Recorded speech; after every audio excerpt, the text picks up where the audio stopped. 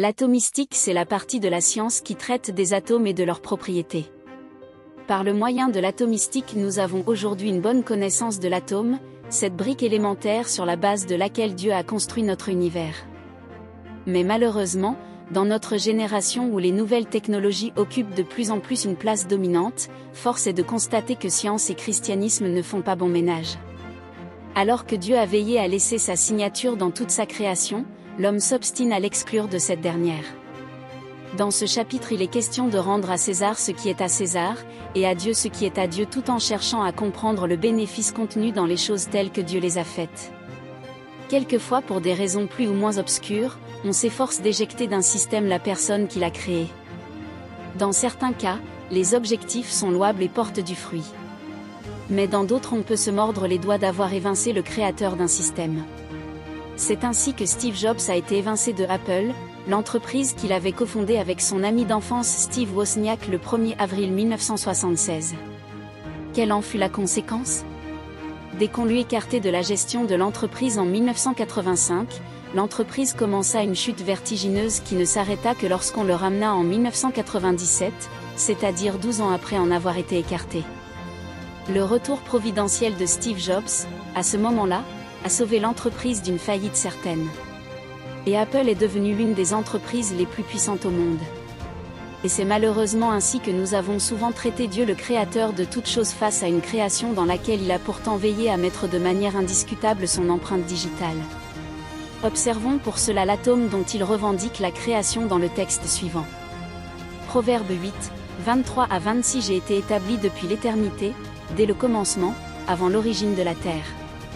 24. Je fus enfanté quand il n'y avait point d'abîme, point de source chargée d'eau. 25. Avant que les montagnes soient affermies, avant que les collines existent, je fus enfanté. 26. Il n'avait encore fait ni la terre, ni les campagnes, ni le premier atome de la poussière du monde. Dieu ayant donc dans ce texte ci-dessus, revendiqué la création de la brique élémentaire de ce monde qu'est l'atome, regardons de plus près comment est constitué ce dernier, et comment son créateur y a mis de manière indéniable sa signature. Car l'homme n'est pas le premier à avoir compris que les droits d'auteur ne peuvent être réclamés que si l'on peut prouver sa paternité par rapport à une œuvre. Et l'atome constitué de protons, de neutrons et d'électrons n'a pas échappé à cette règle. Dieu y a mis sa signature de manière indiscutable. Regardons-les donc de plus près. Le premier élément constituant l'atome dont nous parlerons est le proton. Il est en réalité une représentation de Dieu lui-même. Et sa constitution est assez éloquente pour confirmer cette assertion. Premièrement, le proton est l'élément le plus massif de l'atome. Dieu a annoncé par là qu'il resterait le maître du jeu pendant toute l'histoire des siècles. Il a dit au monde au travers de cette différence de masse, qu'il resterait le grand Dieu, qu'il y en aurait d'autres mais que ce sera lui malgré tout, le Dieu des dieux. Deuxièmement, le proton a une charge positive parce qu'il symbolise Dieu, le bien, la santé, la réussite véritable, le bonheur, la vraie vie, la paix, la joie, la vérité. Et selon le modèle standard de la physique des particules, il peut rester stable pendant 10 puissance 22 fois l'âge de l'univers. En d'autres termes, comparé au reste de la création, le proton est une particule éternelle, une référence directe à un Dieu qui s'appelle l'Éternel. Le proton et le neutron sont tous deux constitués de quarks. Mais il y a une différence fondamentale. C'est que le proton est constitué de 2 quarks up, haut, et un quark down, bas. Tandis que le neutron est constitué de 2 quarks down, bas, et un quark up, haut. Nous y voyons la divine trinité représentée par les 3 quarks, dont 2 en position haute et 1 en position basse. En voici l'explication. Pendant le temps de cet univers dans lequel nous sommes, Dieu sera localisé en 2 endroits différents en permanence. Pendant toute l'histoire de l'humanité, il y aura 2 parties de Dieu au ciel, les 2 quarks up, les 2 parties hautes de Dieu, et une partie de Dieu sur terre, le quark down. C'est pourquoi il y a toujours eu sur terre, soit le Saint-Esprit à l'époque de la création, soit le Père à l'époque des patriarches, soit le Fils à l'époque des évangiles, soit le Saint-Esprit depuis la Pentecôte jusqu'à la fin du monde. Tandis que les 2 autres parties de Dieu seront en permanence localisées dans les cieux, aussi longtemps que ce monde sera tel qu'il est aujourd'hui. C'est écrit dans la brique élémentaire de ce monde. La pensée de Dieu est claire depuis le début. Et sa signature y a été mise intentionnellement. Le deuxième élément constituant la brique élémentaire de l'univers est le neutron. Une image de l'homme créé à l'image de Dieu et selon sa ressemblance. Dieu a créé le neutron avec une masse à peine plus petite que celle du proton. Dieu voulait montrer qu'il a créé l'homme de peu inférieur à lui. Psaume 8, 5 Tu l'as fait de peu inférieur à Dieu, et tu l'as couronné de gloire et de magnificence. L'autre chose que nous pouvons relever à propos du neutron, c'est qu'il est de charge électrique neutre. Il n'est ni positif ni négatif. C'est un message pour dire que l'homme ne sera ni bon ni mauvais. Il sera bon s'il est influencé par Dieu, et mauvais s'il est influencé par Satan. Le neutron et le proton constituent le noyau de l'atome et l'électron orbitera autour du noyau. C'est un message encore pour parler de la proximité de l'homme avec Dieu. Comme le proverbe l'a dit, qui s'assemblent se ressemblent. Le fait d'avoir lié le proton et le neutron dans le noyau de l'atome est un message de Dieu qui parle de la ressemblance du Créateur avec sa créature qu'est l'homme. Genèse 1, 26 Puis Dieu dit, faisons l'homme à notre image, selon notre ressemblance, et qu'il domine sur les poissons de la mer, sur les oiseaux du ciel, sur le bétail, sur toute la terre, et sur tous les reptiles qui rampent sur la terre. Dieu voulait dire que l'homme ne trouvera son accomplissement pendant les jours de son pèlerinage sur terre que dans sa proximité avec le Créateur. Mais il voulait aussi annoncer qu'il ferait l'homme à son image et à sa ressemblance, afin qu'il domine sur toute la création. Et comme nous l'avons vu pour le cas du proton, le neutron est aussi constitué de 3 quarks introduisant la notion de la trichotomie de l'homme. Car nous sommes des créatures ayant 3 parties, l'esprit, l'âme et le corps. Et dans la matière, Dieu a voulu représenter ce principe par les 3 quarks du neutron, 2 quarks down, bas, et un quark up, haut. C'est-à-dire qu'il y a 2 parties du neutron qui sont en position basse tandis qu'il y en a une qui est en position haute. Là encore le message est clair, pendant toute l'histoire de l'humanité, il y aura 2 parties de l'homme qui seront en permanence sur la terre pendant qu'une partie de lui sera dans les cieux. En effet, le corps de l'homme et son âme sont les parties de l'homme qui seront localisées sur la terre pendant son séjour sur terre tandis que son esprit est dans les cieux, en Christ Jésus ou à la merci des esprits méchants dans les lieux célestes. Et pour montrer le caractère fini de l'existence humaine, il est prouvé scientifiquement que le neutron est une particule instable quand il n'est pas placé dans le cadre de la sécurité du noyau atomique. Il se désintègre très rapidement quand il n'est pas dans le noyau de l'atome. Cela montre encore que l'homme ne peut avoir la vie éternelle que dans la sécurité de son Dieu, ici symbolisé par le proton. C'est pourquoi il est aussi écrit. Jean 15, 5, car sans moi vous ne pouvez rien faire. Le troisième élément de la brique élémentaire de notre monde est l'électron. L'électron est dans la matière, la représentation de Satan. Il est de charge négative. C'est le symbole du mal. Il est le père du mensonge, il est meurtrier dès le commencement, il est le mal dans toutes ses formes. Sa masse est infiniment inférieure à celle du proton ou du neutron. En effet, un électron est environ 1800 fois plus léger qu'un proton ou qu'un neutron. C'est un message pour parler de l'infinie petitesse de la créature qui s'est révoltée contre Dieu. Cependant, sa charge électrique est exactement la même que celle du proton, mais de signe opposé. Le message est sans équivoque, nous sommes bel et bien en présence de la particule symbolisant le diable car Satan signifie opposant ou opposé. Le diable s'oppose à Dieu de tout son être. Il est la négation de ce que Dieu est. C'est pourquoi bien qu'il soit infiniment plus petit que Dieu, sa charge est exactement de même valeur que celle de la particule représentant Dieu, mais de signe contraire pour montrer son opposition viscérale à tout ce qui représente Dieu. C'est pourquoi, quand Dieu a mis dans la matière une représentation de Satan, il veillait à lui donner ses caractéristiques principales, infiniment inférieures à Dieu et viscéralement opposées au Créateur. Juste pour visualiser la différence de masse entre le neutron et l'électron, imaginez un individu qui pèserait 65 kg et porterait un œuf de poule dans sa main. Le neutron c'est l'homme de 65 kg, l'électron c'est l'œuf de poule. C'est à peu près cela la différence de masse entre le neutron et l'électron. Et c'est un message de Dieu à l'endroit des hommes de ce monde. Vous n'avez pas besoin de servir Satan. C'est juste un œuf de poule que vous pouvez écraser entre vos mains au nom de Jésus. En nous créant, il a prévu que nous dominerons sur toute la création.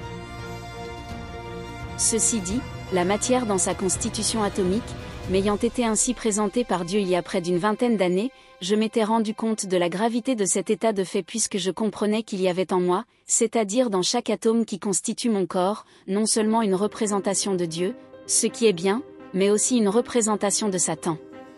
Et j'avais du mal à accepter que moi, un enfant de Dieu né de nouveau, je puisse avoir dans mon corps quelque chose qui est une représentation de Satan. Est-ce que cela voulait dire que quoi que je fasse, Satan aurait toujours un accès dans ma vie parce qu'il y a dans la structure fondamentale de ma chair quelque chose qui se réclame de lui? Et pourquoi le Créateur a-t-il fait les choses ainsi? Qui gagnait-il? Est-ce pour cette raison que l'apôtre Paul a dit que la chair est faible? J'avais vraiment du mal avec cette révélation de la structure de l'atome telle que Dieu me l'avait présentée. Et cette présentation de la structure fondamentale de la nature serait vraiment triste si Dieu n'était revenu vers moi plusieurs années après pour me permettre de comprendre ce que sa divine puissance nous a donné en Jésus son Fils. Jean 14, 30 Je ne parlerai plus guère avec vous, car le prince du monde vient. Il n'a rien en moi. Jésus a affirmé que Satan n'avait rien en lui.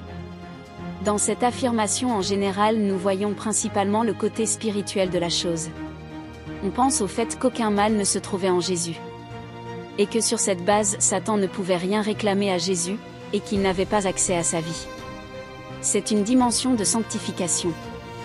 Mais en réalité, cette affirmation a une autre dimension. C'est la dimension physique, atomique et quantique. Certains textes de la Bible laissent en effet comprendre que Jésus n'était pas fait de la même matière que nous. En effet, il est écrit qu'il est venu sur la terre dans un corps semblable à celui du péché. Cela veut dire aussi que son corps ressemblait à s'y méprendre au nôtre, mais ce n'était pas exactement le même corps. Il était juste semblable. Romains 8, 3 Car chose impossible à la loi, parce que la chair la rendait sans force, Dieu a condamné le péché dans la chair, en envoyant, à cause du péché, son propre Fils dans une chair semblable à celle du péché. Ce texte veut dire entre autres que Dieu a envoyé son Fils dans une chair qui ressemblait à celle du péché. Mais il ne dit pas que Dieu a envoyé son Fils dans la chair du péché. Ça en avait tout l'air. Ça en avait l'apparence.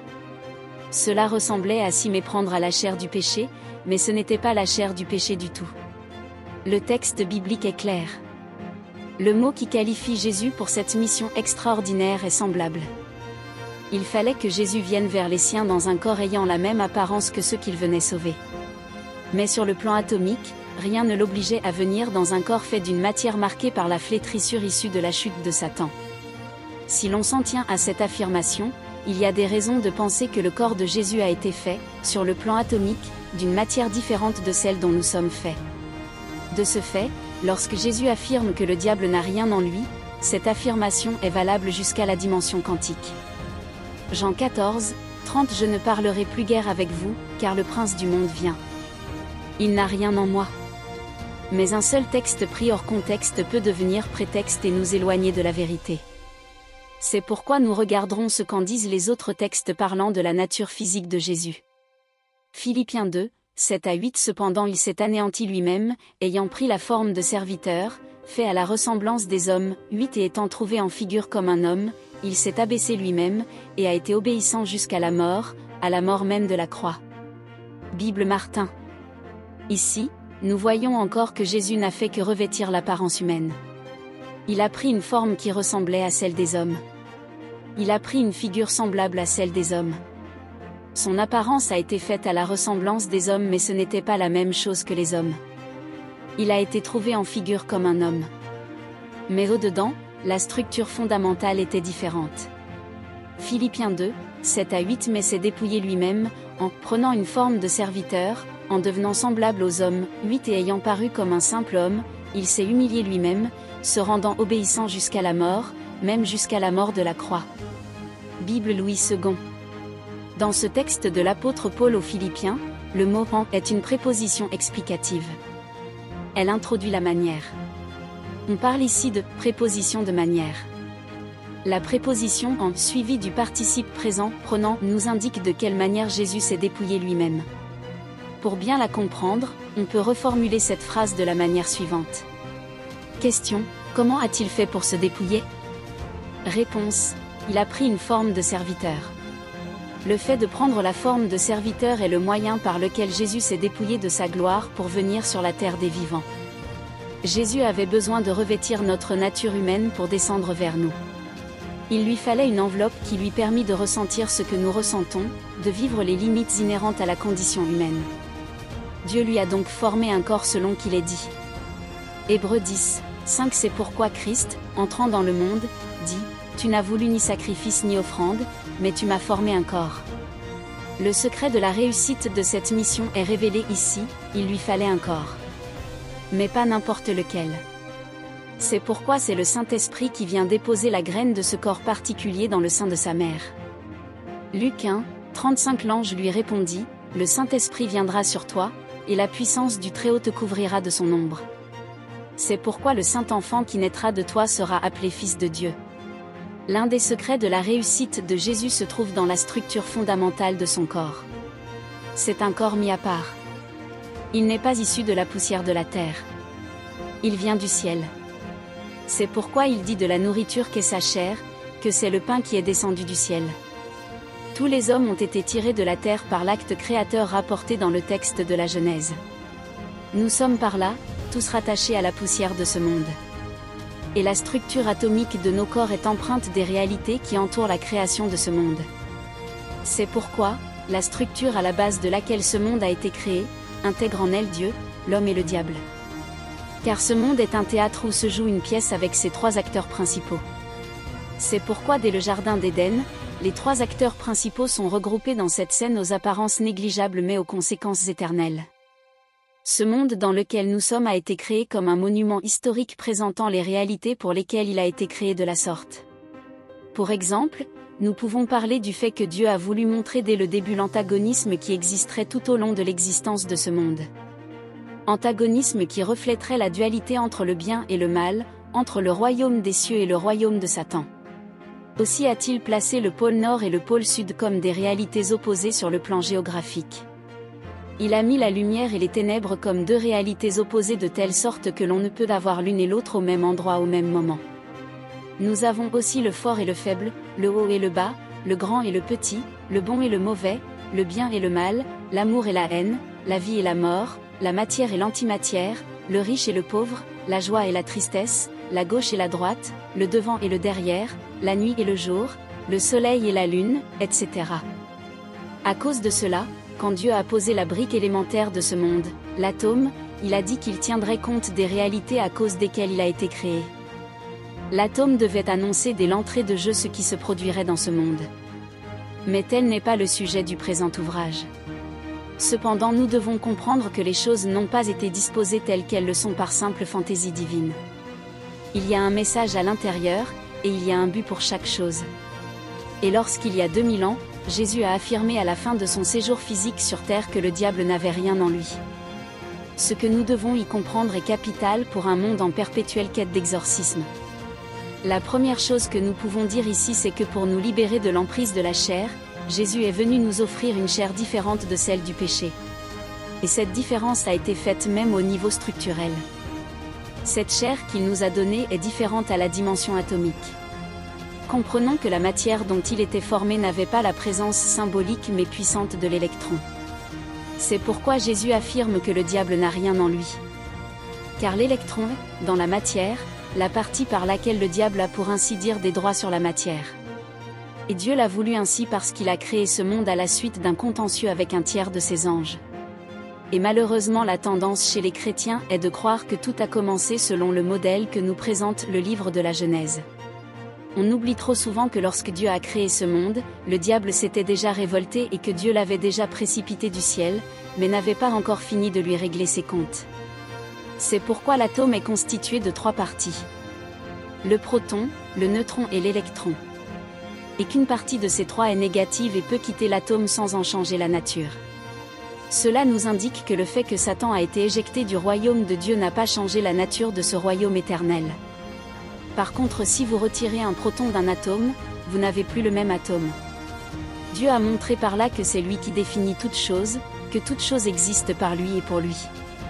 Ce monde a donc été créé à l'intérieur d'une grande parenthèse durant laquelle l'homme viendrait au monde et vivrait un certain nombre de réalités, parmi lesquelles, le jugement de Satan et ses anges déchus. C'est pourquoi la structure de ce monde a quelque chose à voir avec le plan parfait de Dieu.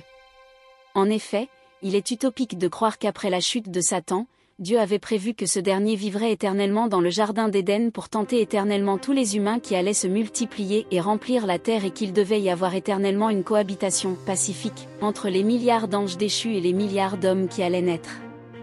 Et que tous ces hommes allaient éternellement repousser les assauts de Satan sans jamais faillir. Le plan de Dieu est annoncé dans la structure fondamentale de la brique élémentaire sur la base de laquelle il a construit ce monde. C'est pourquoi le Sauveur du monde ne pouvait pas venir avec la même structure atomique. Romains 8, 3 car chose impossible à la loi, parce que la chair la rendait sans force, Dieu a condamné le péché dans la chair, en envoyant, à cause du péché, son propre Fils dans une chair semblable à celle du péché. Quand nous regardons attentivement ce texte, nous remarquons plusieurs choses. D'abord, la chair rendait la loi sans force. C'est-à-dire que la chair ôtait tout pouvoir à la loi. La chair désarmait la loi. Elle rendait la loi inopérante. Et contre toute attente, ce texte de Romains dit alors ce que Dieu a fait pour régler le problème de l'inefficacité de la loi face au péché, il a condamné, emprisonné, confiné, cloîtré le péché dans la chair. Il a fait du péché un prisonnier de la chair. Mais comment l'a-t-il fait ? En envoyant à cause du péché son propre Fils dans un corps qui ressemblait à celui du péché sans en être un.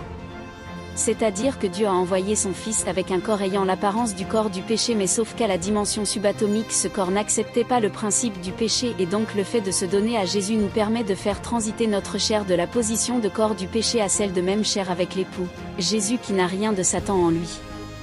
Aussi scandaleux que cela puisse paraître, nous qui sommes véritablement en Christ nous avons un corps qui n'a pas la composition subatomique de la matière qui nous entoure. Dieu a fait habiter sur terre depuis la naissance de Jésus-Christ une matière qui n'a pas la structure atomique de notre monde. Quand la Bible dit que nous devenons une nouvelle créature au moment où nous venons à Christ, nous devons comprendre que même notre corps physique bénéficie de cette affirmation. Mais certainement pour des raisons de délai dans l'accomplissement du plan de Dieu pour notre vie et pour l'humanité, il permet que certaines choses se manifestent encore quoique foncièrement elles soient déjà toutes vaincues en nous. Un peu comme ce serpent qui continue de gesticuler et de se tortiller quoique sa tête ait déjà été coupée. Ceci dit, c'est exactement la condition de Satan aujourd'hui. Puisqu'ayant été vaincu à Golgotha, il continue encore de gesticuler jusqu'au jour où Jésus mettra un point final à son œuvre lors du dernier jugement. 2 Corinthiens 5, 17 Si quelqu'un est en Christ, il est une nouvelle créature. Les choses anciennes sont passées, voici, toutes choses sont devenues nouvelles. Ce texte ne souffre d'aucune ambiguïté, ce n'est pas une partie de nous qui est devenue nouvelle créature, c'est tout en nous qui a été transformé quand nous sommes entrés en Christ. Toutes choses sont devenues nouvelles. C'est l'esprit, l'âme et le corps qui sont devenus de nouvelles choses. Les résistances que nous subissons de la part de Satan ont donc aussi dans nos vies une dimension pédagogique. D'autant plus que Dieu n'est pas juste concerné par notre vie sur la terre, étant effectivement en train de nous préparer à la vie éternelle. Donc, pendant le temps où nous sommes dans la chair, notre Dieu est en train de nous inculquer les valeurs qui nous permettront de passer l'éternité avec lui. Il est venu avec nous sur la terre des vivants, comme un enseignant qui conduit ses élèves sur le terrain pour leur montrer la réalité, au lieu de rester cloîtré dans la théorie du laboratoire. Il pouvait en effet rester dans la théorie et risquer que les élèves ne comprennent pas de quoi il est question, mais après avoir vécu la révolte d'un tiers de ses anges, il savait à quoi s'attendre de la part de l'homme qu'il allait créer à son image et à sa ressemblance. C'est pourquoi, selon qu'il le dit dans la parole, il nous a conduits dans le désert des peuples afin de confronter l'homme à l'absence de Dieu et développer ainsi une dépendance totale de l'homme vis-à-vis de son Dieu avant de nous ramener dans l'éternité. Il fallait que pendant le temps des nations, l'homme comprenne que la vie sans Dieu n'est pas possible. Ce monde est le meilleur moyen que Dieu a trouvé pour nous prouver notre incapacité à vivre sans lui. Ce monde est le meilleur moyen que Dieu a trouvé pour nous prouver notre dépendance vis-à-vis de sa personne. C'est ce qui nous est dit dans l'évangile de Jean. Jean 15, 5 Je suis le cep, vous êtes les sarments. Celui qui demeure en moi et en qui je demeure porte beaucoup de fruits, car sans moi vous ne pouvez rien faire. Ceci étant, il a donc envoyé son Fils dans une autre enveloppe que celle acquise à la cause du péché. Il a envoyé Jésus avec une autre chair. Et il a pour ainsi dire, donné aux hommes la possibilité d'abandonner cette enveloppe corrompue et choisir celle que Christ a apportée. C'est ici qu'il est dit que Dieu a condamné le péché dans une enveloppe qui ressemblait à celle que Christ a apportée. mais elles étaient toutes deux différentes. Ainsi, nous comprenons pourquoi celui qui mange sa chair a la vie éternelle. Il est question d'une nourriture qui communique à la dimension physique des avantages qui vont bien au-delà de ce que peuvent donner de simples aliments. 1 Corinthiens 15, 51 à 53. Voici, je vous dis un mystère, nous ne mourrons pas tous, mais tous nous serons changés, 52 en un instant, en un clin d'œil, à la dernière trompette. La trompette sonnera, et les morts ressusciteront incorruptibles, et nous serons changés. 53 Car il faut que ce corps corruptible revête l'incorruptibilité, et que ce corps mortel revête l'immortalité. Dans ce texte de l'apôtre Paul, Dieu nous permet de mieux comprendre le caractère unique de la structure atomique du corps du chrétien. Il n'y a en effet pas de raison que les corps des morts en Christ se reconstituent pour se relever de la mort quand Jésus reviendra, si ce n'est parce qu'ils sont tous d'une constitution spéciale. Si nous les chrétiens, n'étions pas faits d'une matière différente de celle qui constitue ce monde, il n'y aurait pas de raison que Dieu transporte cette matière jusque dans l'éternité. D'autant plus que la chair et le sang ne peuvent hériter de la vie éternelle. Mais le fait de veiller à ce qu'au jour de l'enlèvement, les corps des morts en Christ se reconstituent et montent à la rencontre de Jésus dans les airs, est la preuve que non seulement ces corps sont importants, mais qu'en plus ils sont faits d'une matière qui ne pouvait rester sur la terre. Le fait que les corps de tous les croyants morts en Christ se reconstituent au dernier jour pour monter vers le Seigneur montre que c'est une matière intelligente, mise à part et consacrée. C'est une matière rare, qui n'est pas de ce monde. Et peu importe l'apparence de l'enfant de Dieu, il est par la matière qui constitue son corps, un trésor d'une richesse inestimable. Il faut en effet comprendre que comme David a pris un soin particulier pour récolter des matériaux rares et précieux pour la construction du temple, c'est ainsi que Dieu a fait venir du ciel même les matériaux pour construire le temple qu'est notre corps. Donc lorsqu'il affirme que le temple que nous sommes est saint, c'est jusqu'à la dimension subatomique. Il n'y a pas en nous de possibilité que Satan s'accroche pour faire son désordre. Tout ce que nous pouvons voir comme résidu de la vie passée est là simplement à des fins pédagogiques. Dieu laisse certaines choses continuer d'agir contre nous parce qu'il veut nous enseigner, parce qu'il veut nous parler, parce qu'il veut glorifier son nom. Ainsi, lorsque les disciples lui avaient demandé pourquoi un tel était né malade, il leur a répondu que ce n'était point de sa faute ni de celle de ses parents, mais c'était afin que les œuvres de Dieu soient manifestées. Et dans ce sens, plusieurs des difficultés que nous rencontrons dans notre quotidien ne sont là que parce que Dieu leur permet encore de s'exprimer, ou même quelquefois parce que notre comportement ou notre ignorance leur donne le droit de s'exprimer. Mais en réalité, toutes ces choses sont déjà vaincues en nous par Christ. Marc 10, 7 à 8 C'est pourquoi l'homme quittera son père et sa mère, et s'attachera à sa femme, 8 Et les deux deviendront une seule chair. Ainsi ils ne sont plus deux, mais ils sont une seule chair. Il n'y a plus en nous des traces de notre ancienne vie. Ce texte affirme que les deux deviendront une seule chair. La conversion à Jésus nous donne donc les caractéristiques physiques, génétiques et atomiques de l'époux. Elle nous donne de pouvoir affirmer que le diable n'a rien en nous. Quoique notre apparence n'ait pas changé, nous sommes en réalité faits d'une matière différente de celle qui constitue cet univers à cause de notre nouvelle naissance. En tant qu'épouse de Christ, nous sommes avec lui une seule chair. C'est-à-dire que nous sommes faits de la même matière que lui. Et cette matière nous donne des avantages sur la terre des vivants. C'est pourquoi il est aussi écrit, tel il est dans le ciel, tel nous aussi nous sommes sur la terre. Il est monté au ciel en défiant la loi de la gravité avec ce corps avec lequel il a mangé du poisson après sa résurrection. C'est un corps qui a des propriétés physiques et des propriétés spirituelles. C'est le même corps que nous avons en Christ. C'est pourquoi il a voulu que nous mangions sa chair. Cela participe au processus permanent de la transition de nos vies, de l'ancienne nature à la nouvelle. Il est écrit que le temple du Seigneur est saint et c'est ce que nous sommes. C'est aussi à la dimension atomique que cette vérité s'applique à nous. Nous sommes régénérés dans les trois dimensions de notre être pour pouvoir vivre sur la terre. C'est ainsi que la nouvelle naissance régénère entièrement les trois parties de notre être. Mais le sang de Jésus que nous prenons par la Sainte Seine intervient dans la manifestation de la régénération de notre âme, et la chair de Jésus que nous prenons aussi dans la Sainte Seine travaille à manifester la régénération de notre corps. C'est pourquoi les breuvages mortels ne nous feront rien, car nous avons cette constitution physique qui ne répond plus aux normes de ce monde. Le serpent qui a mordu l'apôtre Paul n'a eu aucun effet sur lui. 40 jours de jeûne n'ont pas pu tuer Moïse, Josué, Élie, Jésus, etc. En envoyant Jésus avec le corps qu'il lui a formé, Dieu a enfermé le péché dans la chair qui conserve la structure atomique que nous connaissons actuellement. De telle sorte que ce Fils providentiel n'était pas soumis aux réclamations qui ont fait plonger tous les hommes dans le mal. Jean 1 verset 14. Et la parole a été faite chair, et elle a habité parmi nous, pleine de grâce et de vérité, et nous avons contemplé sa gloire, une gloire comme la gloire du Fils unique venu du Père. Ce texte de l'apôtre Jean nous donne le secret de la réussite de Jésus, c'est la parole qui s'est faite chair. Ce ne sont donc pas les constituants de la matière de ce monde qui ont été à la base de la constitution atomique de Jésus. Mais c'est Dieu lui-même qui a été la brique élémentaire de ce corps aux propriétés quantiques différentes de tout ce qui a déjà été observé dans les accélérateurs de particules.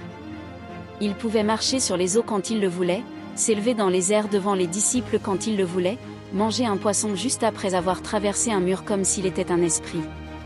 Son corps a été lacéré par des heures de torture avant sa mort. Mais quand il est sorti du tombeau, au 3e jour, les seules traces qui lui restaient étaient sur ses mains, ses pieds et sur son côté.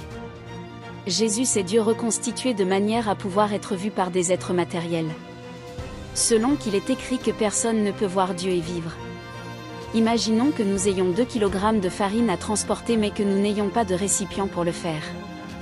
Il est possible de verser un peu d'eau sur cette dernière et de la malaxer pour en faire une pâtée homogène que nous pourrions ensuite transporter à bout de bras sans en perdre un seul gramme.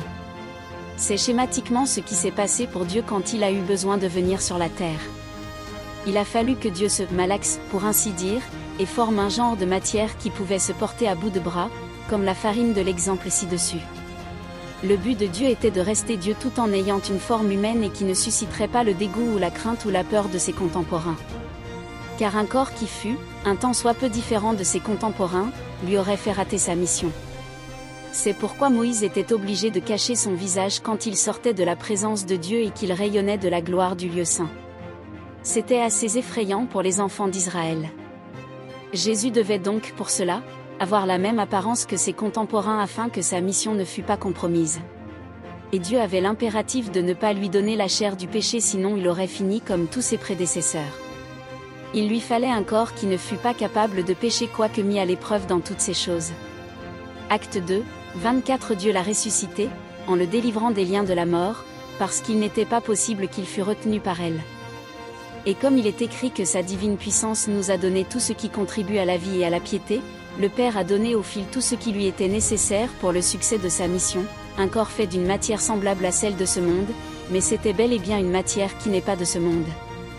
Une matière que la mort ne pouvait contenir et maintenir dans son sein. Maintenant, regardons bien la formulation de ce texte. Job 21, 26. Et tous deux se couchent dans la poussière, tous deux deviennent la pâture des vers. Ce texte est une illustration parfaite de la brique élémentaire sur laquelle Dieu a créé ce monde. Les deux qui se couchent ensemble dans la poussière sont l'homme et Dieu, que Dieu a pour ainsi dire couché ensemble dans la matière selon le modèle que nous avons présenté plus haut. Le proton et le neutron ensemble dans le noyau atomique pour fondation de la matière. Le fait qu'ils soient ensemble rappelle la notion de noyau atomique. L'homme et Dieu sont ensemble dans le noyau de l'atome sous la forme d'un proton et d'un neutron. Ensuite le texte dit qu'ils sont la pâture des vers. Nous pouvons nous représenter les vers au-dessus de deux corps en décomposition. Or les vers sont cette représentation de la corruption, la mort, la destruction, c'est-à-dire Satan. Et ici nous voyons Satan au-dessus du binôme Dieu-homme. Sachant que nous avons déjà dit que dans la matière, l'électron est une représentation de Satan.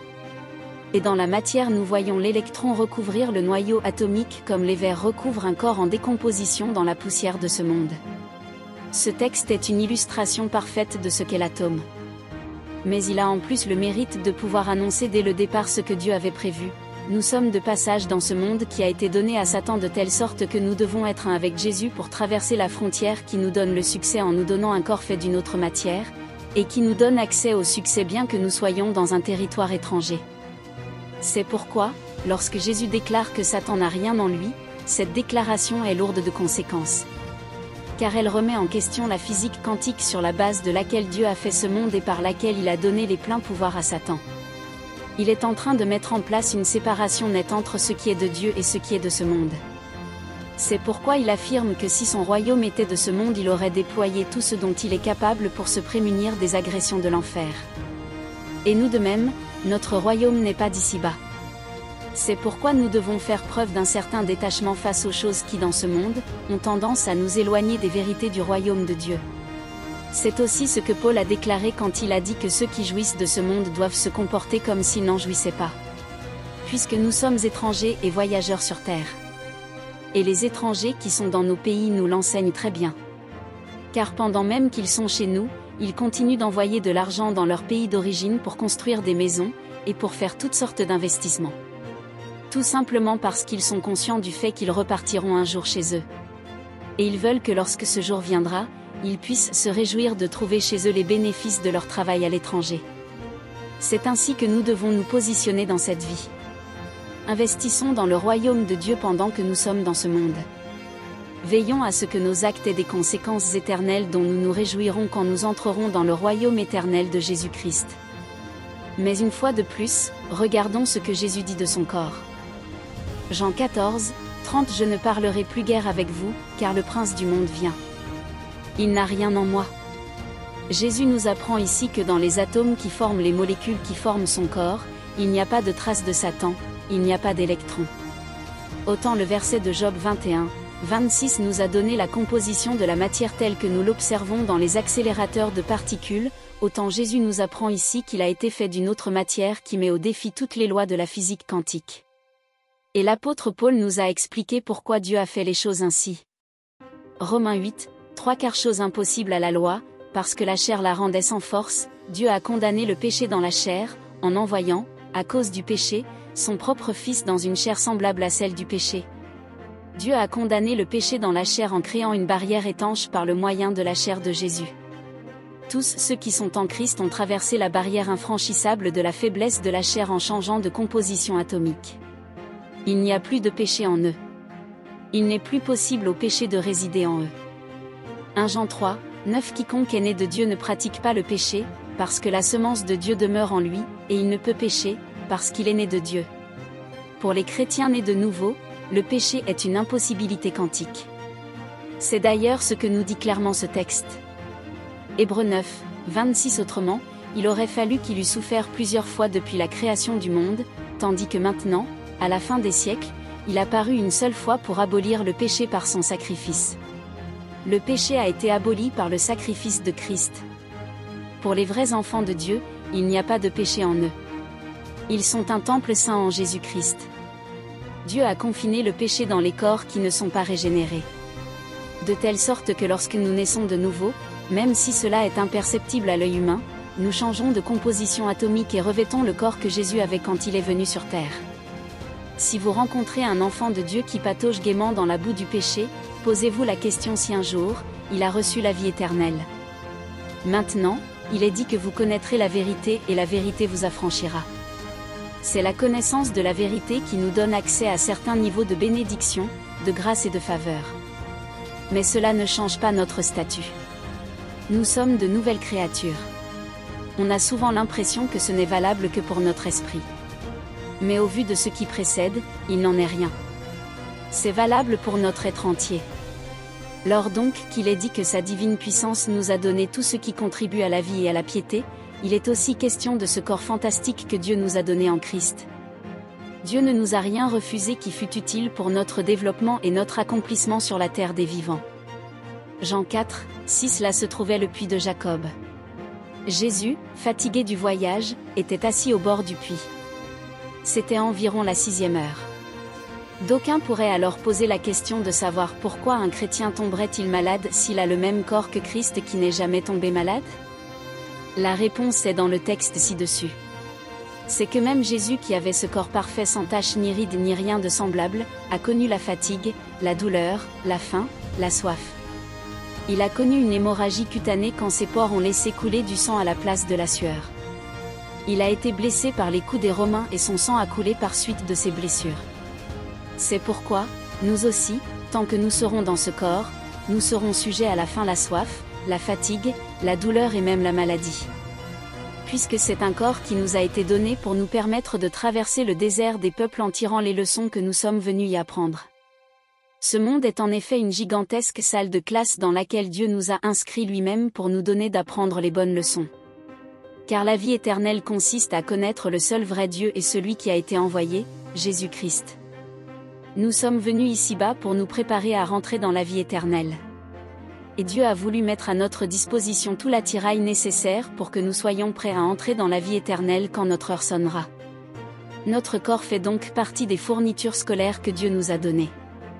Et dans cette école, il y a des diplômes à acquérir à chaque étape. Chaque épreuve, comme son nom l'indique, a pour objectif de nous faire passer d'un niveau à un autre.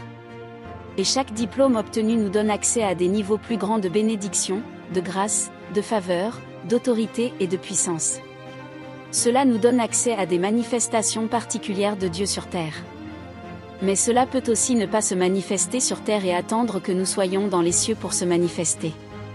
C'est le cas de notre père Abraham qui a validé avec beaucoup de brio les tests qui lui ont été présentés et qui est devenu l'ami de Dieu et le père de tous les croyants.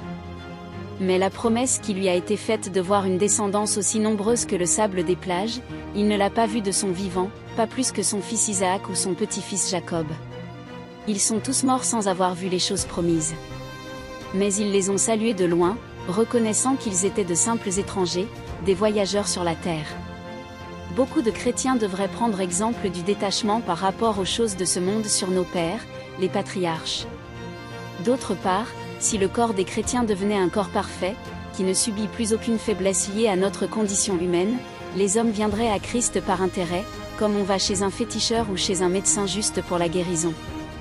Ce qui n'est pas le cas dans le royaume de Dieu, car le premier commandement de ce royaume est que nous aimerons le Seigneur notre Dieu de tout notre cœur, de toute notre âme et de toute notre force. Ceci dit, regardons ce que le prophète Ésaïe nous permet de comprendre sur la composition atomique du monde à venir.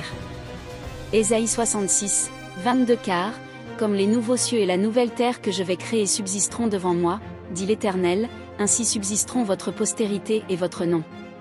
Ce verset nous montre que les choses créées vont être remplacées par une autre création qui sera aussi physique, mais avec une autre composition atomique et sera en fait conforme à la composition atomique que Jésus avait déjà en venant sur terre, et c'est cette même composition atomique qu'il nous a donnée et qui se relèvera de la poussière au moment de l'enlèvement et montera dans les airs avec le Seigneur pour être avec lui pour toujours. Cette matière est incompatible avec ce monde, c'est pourquoi Dieu va devoir détruire ce monde dans sa totalité et le remplacer par un nouveau. Car autrement il n'aurait pas été nécessaire de créer non seulement une nouvelle terre mais aussi de nouveaux cieux. Cette nécessité ne se justifie que dans le fait que ce sera une autre matière qui sera utilisée pour créer un autre univers qui ne sera pas compatible sur le plan quantique, avec celui dans lequel nous sommes déjà. La seule possibilité sera alors de créer un autre univers avec de nouvelles règles et de nouvelles propriétés à la dimension atomique. C'est aussi la raison pour laquelle le positron et l'électron s'annihilent lorsqu'ils se rencontrent. Car ils représentent deux types de créatures opposées. Le positron est une représentation des anges de Dieu. C'est une particule qui a la même charge que le proton. Cela veut dire que cette particule représente une créature céleste ayant la nature de Dieu. Cette particule a la même masse que l'électron. Ce qui confirme que cette particule représente les anges de Dieu. Car elle a la nature du proton, Dieu, et la dimension des électrons, les anges déchus. Et lorsqu'on les fait entrer en collision, les positrons et les électrons s'annihilent. Ils disparaissent. La relation existant entre les positrons et les électrons nous confirme que cette création-ci ne pouvait coexister avec la prochaine création dans laquelle nous allons entrer. C'est pourquoi Dieu a envoyé le Messie avec le corps qui correspondait au monde à venir. Dieu l'a envoyé dans ce monde comme l'arche de Noé afin d'embarquer tous ceux qui doivent survivre au déluge à venir. C'est pourquoi nous disons que nous sommes en Christ. C'est-à-dire, à l'intérieur de Christ. À l'intérieur de l'arche qui s'appelle Christ. Luc 1, 35 L'ange lui répondit, « Le Saint-Esprit viendra sur toi, et la puissance du Très-Haut te couvrira de son ombre. C'est pourquoi le Saint-Enfant qui naîtra de toi sera appelé Fils de Dieu. » L'enfant qui est né était saint de naissance parce que sa constitution atomique était sainte. Au-delà de la dimension spirituelle de la sainteté de Jésus, il avait d'abord une dimension physique de sainteté. Et c'est entre autres ce que ce verset exprime ici. La création de l'homme dans le jardin d'Éden est un autre message sur la composition atomique de Christ et de l'Église. Adam a en effet été tiré de la poussière de la terre. Cela fait allusion à la matière première dont est fait le corps de Jésus-Christ. Cette matière est la même qui sera utilisée pour créer la nouvelle terre et les nouveaux cieux. Tandis que l'épouse d'Adam a été tirée de sa côte, c'est-à-dire de la même matière que l'époux, c'est ainsi que l'épouse de Christ est formée de la même matière que l'époux. Nous devons comprendre que c'est l'époux qui fixe de quelle matière sera faite l'épouse. Ainsi, Adam ayant été tiré de la terre, a produit une épouse dont la matière première est le corps de l'époux Adam. C'est pourquoi il est dit dans cette dimension-là, que les deux deviendront une seule chair. Ici il est question de la matière par laquelle ils seront faits. Christ quittera son géniteur et s'attachera à son épouse, l'Église, et les deux deviendront une seule chair. L'épouse adoptera la matière avec laquelle est fait l'époux. Et de même que la matière de ce monde est la matière avec laquelle Adam a été fait, de même la matière du corps de Jésus nous indique de quelle matière le monde à venir sera fait. Car il est dit, de nouveaux cieux et une nouvelle terre. En résumé, Adam a été tiré de la terre, et son épouse a été tirée de lui. Tandis que Jésus a été tiré du ciel, et son épouse, l'Église a été tirée de lui. Le corps de Ève a été formé à partir du corps terrestre d'Adam, tandis que le corps des chrétiens est formé aujourd'hui à partir du corps de Jésus qui est descendu du ciel lorsque le Saint-Esprit a couvert Marie. Romains 6 versets 4 à 7. Nous avons donc été ensevelis avec lui par le baptême en sa mort, afin que, comme Christ est ressuscité des morts par la gloire du Père, de même nous aussi nous marchions en nouveauté de vie. 5 En effet, si nous sommes devenus une même plante avec lui par la conformité à sa mort, nous le serons aussi par la conformité à sa résurrection. 6 Sachant que notre vieil homme a été crucifié avec lui, afin que le corps du péché fût détruit, pour que nous ne soyons plus esclaves du péché. 7 Car celui qui est mort est libre du péché. L'apôtre Paul nous décrit le plan de Dieu ici assez clairement. Et pour ne rien rater de ce qu'il explique, nous regarderons étape par étape ce qui est dit. Romains 6 verset 4 Nous avons donc été ensevelis avec lui par le baptême en sa mort, afin que, comme Christ est ressuscité des morts par la gloire du Père, de même nous aussi nous marchions en nouveauté de vie. La première chose qui est dite ici c'est que, nous qui appartenons à Christ, avons été ensevelis c'est-à-dire morts et enterrés. Mais cela a été fait de sorte que nous nous conformions non seulement à sa mort mais aussi à sa résurrection. Le but est clairement énoncé, nous devons vivre une autre vie, une vie nouvelle. Sachant très bien que le corps de la résurrection ne peut être le même que le corps que nous avions avant la mort car le corps semé mortel ressuscite immortel. Romains 6 verset 5. En effet, si nous sommes devenus une même plante avec lui par la conformité à sa mort, nous le serons aussi par la conformité à sa résurrection. L'apôtre Paul nous conduit un peu plus loin ici en affirmant que le fait de passer par la mort nous réinitialise et nous donne le statut de Jésus qui est aussi passé par la mort. Ce faisant, tout ce qui est arrivé à Jésus à partir de ce moment, nous arrive aussi puisque nous avons, en nous conformant à sa mort, coché la case qui nous permet de bénéficier de tout ce qui lui est arrivé. De telle sorte que s'il est ressuscité, nous aussi nous le sommes. S'il est ressuscité avec un corps immortel, nous aussi. Si en ressuscitant il avait l'apparence d'un simple jardinier au moment où il a rencontré Marie-Madeleine, nous aussi après notre résurrection nous avons des corps à l'apparence simple, mais c'est exactement avec ce corps ressuscité qu'il a traversé le mur de la salle où les disciples étaient réunis, et a mangé du poisson l'instant d'après. Ce texte dit que nous sommes devenus une même plante avec lui, c'est-à-dire la même graine en nous conformant à sa mort.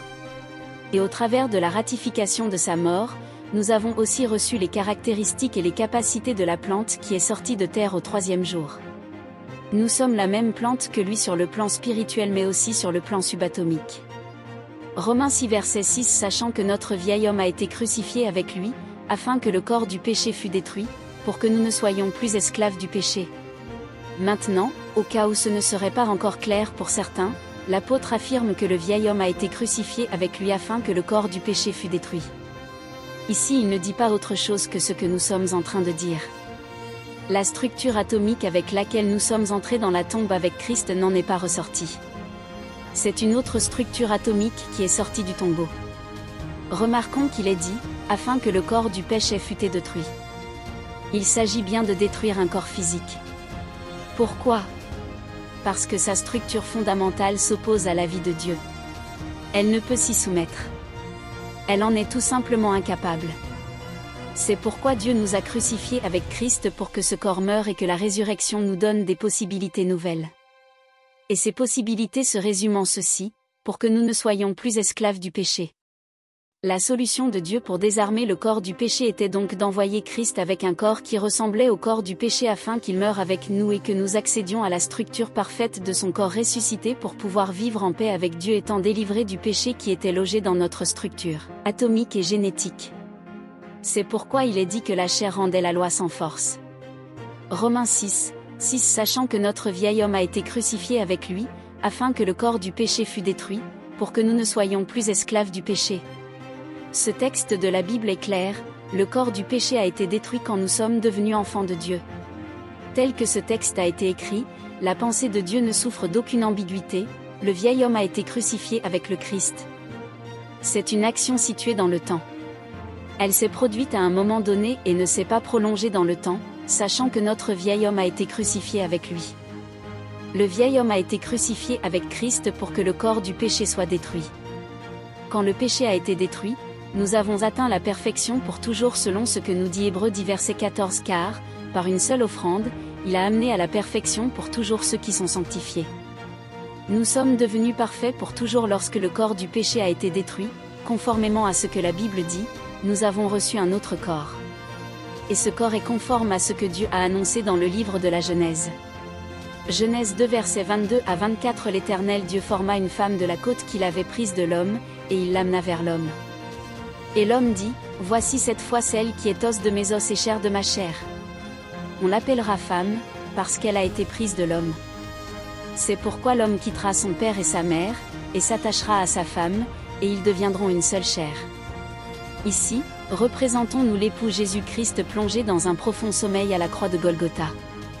Ensuite, voyons son côté ouvert symboliquement lorsque le soldat romain lui a percé le côté pour prendre une côte afin de former son épouse, l'Église. Celle-ci est donc faite à partir de la même matière que lui et non à partir de la poussière de la terre. L'épouse bénéficie donc de la même structure fondamentale que l'époux. C'est ainsi que nous devons comprendre la différence entre la créature appelée homme et la créature que nous devenons en devenant enfants de Dieu. Car il est écrit que tout ce qui a été créé l'a été par la parole de Dieu. Tandis que Jésus n'a pas été créé par la parole de Dieu, il est la parole faite chair. Et ce corps qui lui a été donné, est d'une structure qui n'est pas de cette création. En d'autres circonstances on aurait dit, un corps extraterrestre. Mais un corps extraterrestre est quand même un corps de cette création puisque venant juste d'une autre planète ou d'une autre galaxie. Mais le corps de Jésus ne vient pas de ce monde. Il vient d'un autre monde. Il vient d'une autre création. Et c'est en cela qu'il est plus qu'un simple corps extraterrestre. Sa structure atomique est différente de celle que nous connaissons et que le célèbre chimiste russe Dimitri Mendeleïev a organisé dans son tableau dit de la classification périodique des éléments. Dans ce tableau il est question de la matière qui forme notre univers créé. Mais la matière avec laquelle a été fait le corps de Jésus n'est pas de cet univers. Et c'est de ce corps avec cette matière que nous héritons en Jésus-Christ. C'est un corps qui, comme le texte biblique nous l'a montré, est inaccessible au péché. Quand l'apôtre Paul affirme que c'est un corps qui est mort au péché, il est en train de nous dire que c'est un corps dont la structure fondamentale ne peut accepter une intrusion du mal. Et c'est ce que nous sommes en Christ. Ce n'est pas un statut à venir. Nous le sommes déjà en Christ. C'est pourquoi il est dit que nous sommes de nouvelles créatures. C'est quelque chose qui n'avait pas encore été créé. Romains 6, 7 car celui qui est mort est libre du péché. Étant donc mort avec Christ, nous sommes libres du péché conformément à ce texte. Mais nous devons comprendre que ce qui ressemble à un décret ici est plus qu'un simple décret. C'est une action profonde qui a été faite par le Créateur qui a déclaré que si quelqu'un est en Christ, il est une nouvelle créature. Quand la Bible fait cette affirmation, elle dit en somme ceci, si quelqu'un est en Christ, Dieu s'est remis en mode créateur, et a créé autre chose que ce qui existait déjà. 1 Corinthiens 15, 42 à 44 Ainsi en est-il de la résurrection des morts. Le corps est semé corruptible, il ressuscite incorruptible. 43 Il est semé méprisable, il ressuscite glorieux. Il est semé infirme, il ressuscite plein de force. 44 Il est semé corps animal, il ressuscite corps spirituel. Quelqu'un dira donc, comment se fait-il que nous ayons ces corps fabuleux et que nous continuons à vivre une telle vie de faiblesse ? D'abord il faut que nous soyons informés de ces réalités avant de commencer à en bénéficier selon qu'il est écrit que vous connaîtrez la vérité et la vérité vous affranchira. Précisons ici que ce n'est pas la connaissance de la vérité qui nous affranchit. Mais c'est la connaissance de la vérité qui donne à cette dernière le pouvoir de nous affranchir. Nous devons connaître la vérité pour que cette vérité travaille à notre délivrance. Ensuite, nous devons aussi comprendre que le fait d'avoir revêtu ce corps puissant nous qualifie pour le travail que nous avons à accomplir.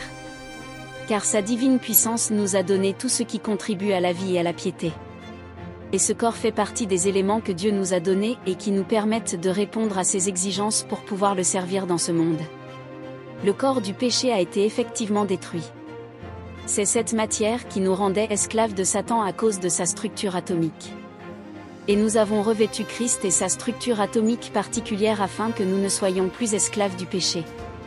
Et pour aller plus loin avec ce sujet, comprenons que le fait d'avoir ce corps glorieux ne nous exempte pas des faiblesses de la condition humaine parce que vivant sur terre, cela crée l'empathie.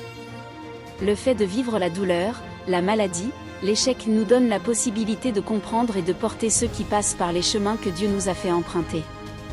Car Christ s'est fait chair afin d'être un souverain sacrificateur compatissant. Souvenons-nous que Jésus s'est arrêté au puits de Jacob, fatigué par la marche qu'il venait de faire.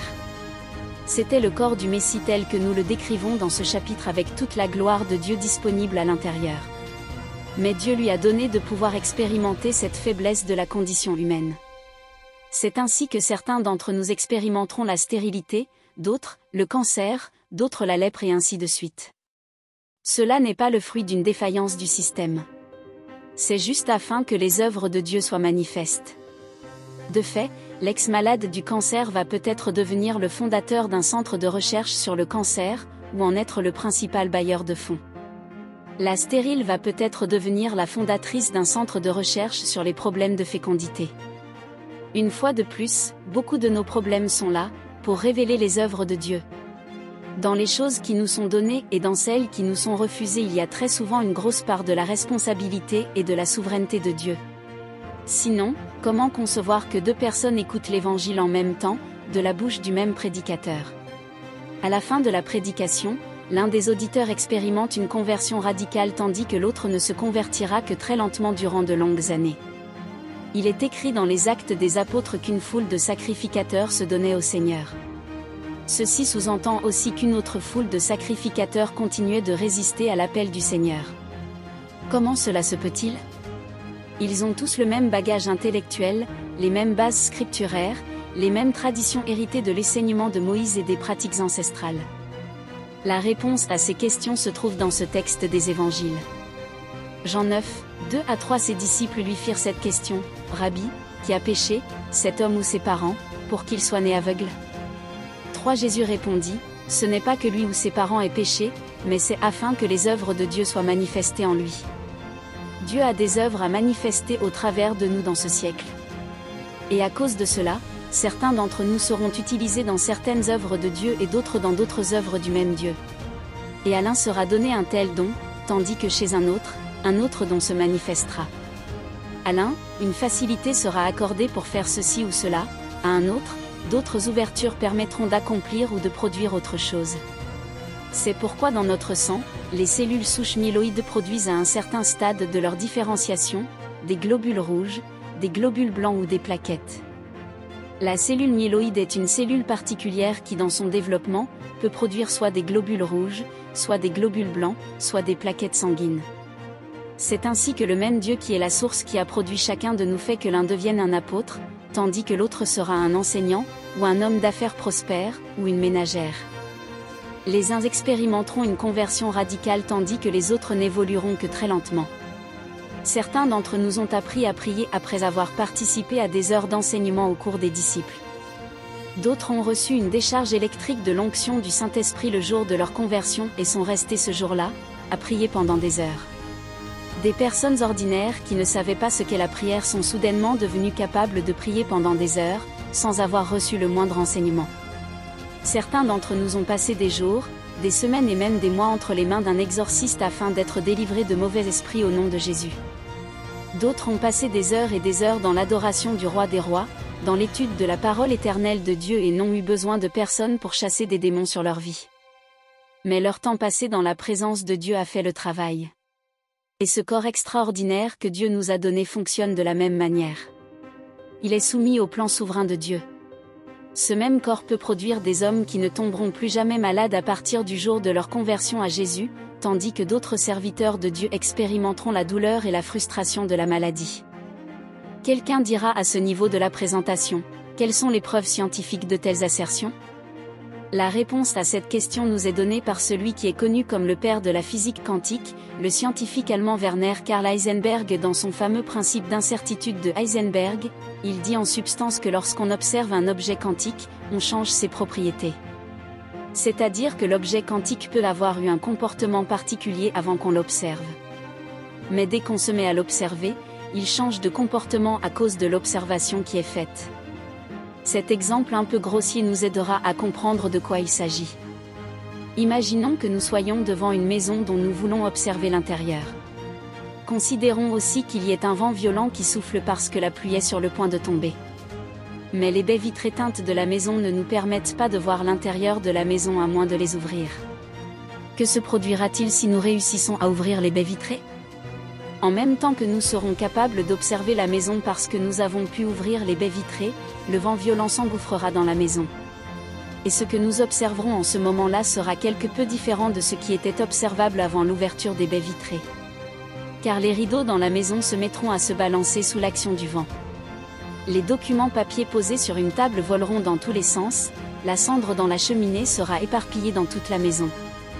Or avant l'ouverture des baies vitrées, cette maison était dans un calme parfait. Et les vents violents à l'extérieur n'avaient aucun effet sur l'intérieur de la maison. Cette illustration grossière caricature ce qui se passe dans l'infiniment petit quand on essaie d'observer certains objets quantiques. Et c'est cette déformation de l'environnement quantique à cause de sa mise en observation que Heisenberg a énoncée sous forme de principe. Ceci dit, ce que nous voulons relever ici c'est le fait que l'observation scientifique peut être limitée par le comportement des choses observées. En clair, Dieu a donné à cette matière dont les chrétiens sont formés aujourd'hui la capacité de se présenter en laboratoire exactement comme la matière dont est fait ce monde, de telle sorte que tous les accélérateurs de particules de ce monde rejetteront très probablement la présentation faite ci-dessus et la classeront comme irrecevable et non scientifique. Mais justement, l'objectif ici n'est pas de produire un document scientifique sur la structure atomique des chrétiens mais de permettre à ces derniers de comprendre ce qu'ils ont reçu de la part de leur Dieu pour apprendre à en bénéficier dans un monde où ils ont bien besoin de la force de Dieu et de son assistance pour faire face aux défis, qui sont les leurs. En principe, tous les vrais enfants de Dieu devraient savoir qu'ils ne sont pas de ce monde. Et Jésus a bien dit que si son royaume était de ce monde, ses soldats seraient intervenus pour le sortir d'affaire et massacrer ceux qui en voulaient à sa vie. Mais n'étant pas de ce monde, il s'est borné à agir en bon ambassadeur selon les recommandations du roi qu'il avait envoyé en mission en territoire étranger. Ceci étant, si nous comprenons que nous ne sommes pas de ce monde, nous pouvons aussi comprendre que le roi qui nous a envoyés après Jésus ait veillé à mettre à notre disposition le même attirail militaire qu'il avait mis à la disposition du premier-né. Ceci expliquerait alors pourquoi il s'attend à nous voir faire de plus grandes choses que celles que Jésus a faites. Et de toute manière Dieu n'a rien à gagner à nous envoyer en guerre sans nous donner toutes les armes nécessaires pour le combat. Au contraire, il est dit que sa divine puissance nous a donné tout ce qui contribue à la vie et à la piété par le moyen de la connaissance. C'est-à-dire que certaines des armes que Dieu a mises à notre disposition n'entreront en service que lorsque nous aurons pris connaissance de leur existence et aurons appris à les utiliser efficacement. D'autre part, Jésus étant le premier-né, a fixé par sa nature de premier-né, la nature de tous ses frères qui viendraient après lui. Car, une fois de plus, tel il est, tel nous sommes aussi dans ce monde. Ézéchiel 16, 1-6 La parole de l'Éternel me fut adressée, en ces mots, deux fils de l'homme, fais connaître à Jérusalem ses abominations. 3 Tu diras, ainsi parle le Seigneur, l'Éternel, à Jérusalem, par ton origine et ta naissance tu es du pays de Canaan, ton père était un Amoréen, et ta mère une Étienne. 4 À ta naissance, au jour où tu naquis, ton nombril n'a pas été coupé, tu n'as pas été lavé dans l'eau pour être purifié, tu n'as pas été frotté avec du sel, tu n'as pas été enveloppé dans des langes. 5 Nul n'a porté sur toi un regard de pitié pour te faire une seule de ces choses, par compassion pour toi, mais tu as été jeté dans les champs, le jour de ta naissance, parce qu'on avait horreur de toi. 6 Je passais près de toi, je t'aperçus baigné dans ton sang, et je te dis, vis dans ton sang. Je te dis, vis dans ton sang. Dans ce texte allégorique où Dieu parle de sa relation avec Jérusalem, il y a une leçon importante à tirer pour les hommes de cette génération à qui Dieu affirme avoir tout donné pour régner ici-bas. Jérusalem ici est une ville dont les origines païennes sont relevées par Dieu. Nous savons en effet que cette ville païenne avant l'arrivée du peuple de Dieu s'appelait Jébu. Ses habitants étaient les Jébusiens. Mais malheureusement après l'installation du peuple de Dieu en terre promise, sous la conduite de Josué, les Jébusiens qui habitaient Jérusalem n'ont pas été chassés. Et cette réalité est reprise par le Seigneur ici de manière imagée pour montrer la souillure qui est restée sur cet enfant nouveau-né et son regret de voir que cet enfant n'a bénéficié de la compassion de personne pour être secouru afin que cette impureté ne restât pas sur lui. Dans cette illustration, nous voyons le Dieu Tout-Puissant qui rencontre une personne dont la vie a été extrêmement difficile. Ce Dieu considère chaque détail de la vie de la personne en face de lui. Il s'arrête même sur les origines païennes de cette personne. Par ton origine et ta naissance tu es du pays de Canaan, ton père était un Amoréen, et ta mère une Étienne. Mais après avoir bien regardé la vie de cet homme, de cette femme, de ce jeune homme représenté ici de manière caricaturale par la ville de Jérusalem, qu'a fait Dieu? Est-ce qu'il a réglé tous ses problèmes? Est-ce que son bras puissant lui est venu en aide pour réparer complètement cette âme en peine? Non. Il lui a demandé, au contraire, de vivre dans son sang. Ézéchiel 16, 6 Je passais près de toi, je t'aperçus baigné dans ton sang, et je te dis, vis dans ton sang. Je te dis, vis dans ton sang. Il est extrêmement important de bien comprendre ce tableau. Le Dieu Tout-Puissant affirme qu'il est passé près de cette personne souffrante et nécessiteuse. Il a bien vu que cette personne baignait dans son sang. Elle était comme noyée dans ses problèmes. Ce texte nous révèle alors le positionnement de Dieu face à cette âme en détresse. Il nous montre comment Dieu fait face au sombre tableau de nos blessures émotionnelles qui saignent depuis trop longtemps. Qu'est-ce que Dieu fait devant nos frustrations? Souvent, nous nous sommes attendus à une manifestation puissante du Seigneur pour notre délivrance, des blessures émotionnelles et la restauration de nos vies face aux difficultés que nous avons traversées. Mais que s'est-il passé? Rien du tout. Dieu a dit, vis dans ton sang. Que signifie donc cet ordre que Dieu donne à quelqu'un qui a désespérément besoin d'aide? Il dit en fait que le sang qui est sur vous ne doit pas être une raison pour arrêter de vivre. Il dit que les actes de sang qui ont été posés contre votre vie ne sont pas suffisants pour que vous arrêtiez de vivre. Il dit que les réclamations présentes dans votre sang et qui sont votre héritage à cause des actions de vos ancêtres ne peuvent justifier le fait que vous arrêtiez de vivre, d'avancer et de vous développer.